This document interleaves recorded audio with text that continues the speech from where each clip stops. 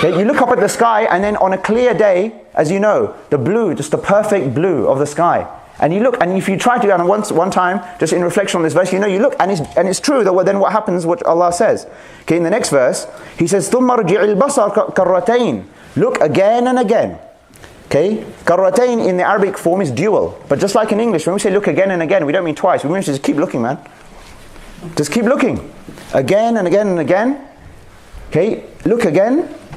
يَنْقَلِبْ إِلَيْكَ الْبَصَرُ خَاسِئًا. Your sight will just return to you.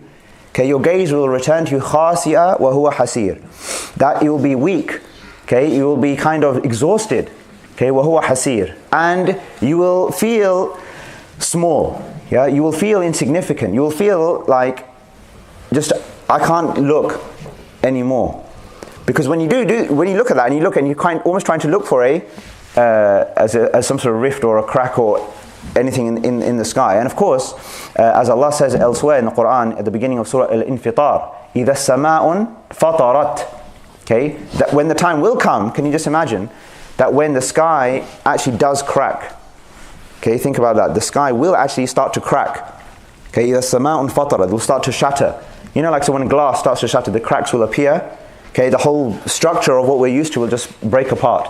Okay, the sama'un fatarat, same word, fatara, that is, and from this word iftar, the breaking, okay, of the fast, etc., it all comes from the same root.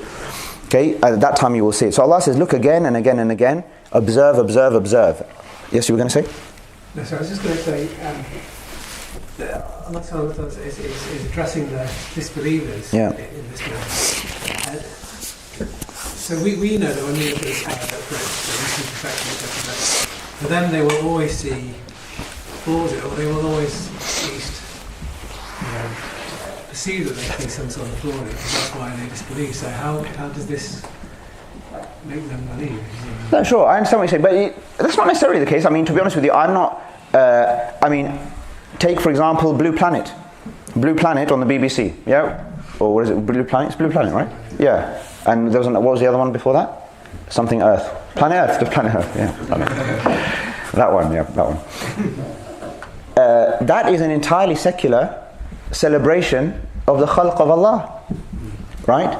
So the point is that, and who, generally speaking, who is at the cutting edge of all the science and the technology and looking out there, it's all typically people who are not necessarily looking at it with a believing eye or believing heart, right? But are just it's just a reflection of, or a consequence, or it's like a symptom of that human ambition to, in part to explore, okay, which is a natural element of that, and Allah talks about that. Okay, encourages us to do so, in fact, right? And in part to seek how to sort of dominate in one way, right? So all of these things, exploration, space exploration, all these becomes very politicized, right? So who can get there first, who can do this first, that first, and all the rest of it. But it's a lot of it is to do with people's own contending for dominion, for mulk, for all of these things.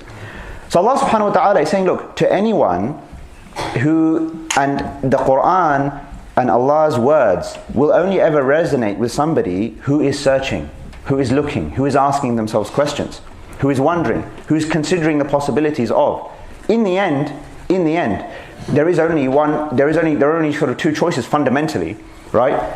Either we just happen to be here, we just came, we don't know where we came from, we don't know why we're here, there is no why, right? We die and then that's it. So effectively, there is nothing to reflect on, to think about beyond, because at the end we're dead and then there was no consequence, there was nothing, right? And that's it. Allah subhanahu wa ta'ala is trying to say, look, all of this, in pointing in this verse and in many other places, that there are signs everywhere. In my speech, there is revelation to guide you and to indicate to you that this is why you are here. There is all around you that all of this has been facilitated for you, right? And look at your existence. I mean, even scientists talk about, for example, the probabilities, the minuscule, infinitesimally small, probability of just random sort of development and occurrence of human beings in our forms and as we are right now. And by the way, there's another thing here, which is that at the time of revelation, of course, no one said Allah does not exist. At the time of revelation, they will accept there is Allah subhanahu wa ta'ala. Right, exactly. At that time of revelation, the notion that there is no God at all, was not a thing. That's actually a fairly recent phenomenon, yeah, in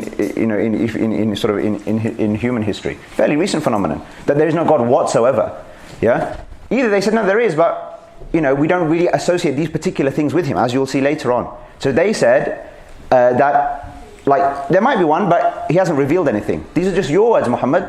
You haven't, you're just coming with your own thing, making stuff up. You're a poet, etc., right? But the idea of a God to whom they would then construct their idols as ways of coming closer to that God. So the idea of that they recognized that there was a God, right, was there. So he's reminding them, he's showing them, don't.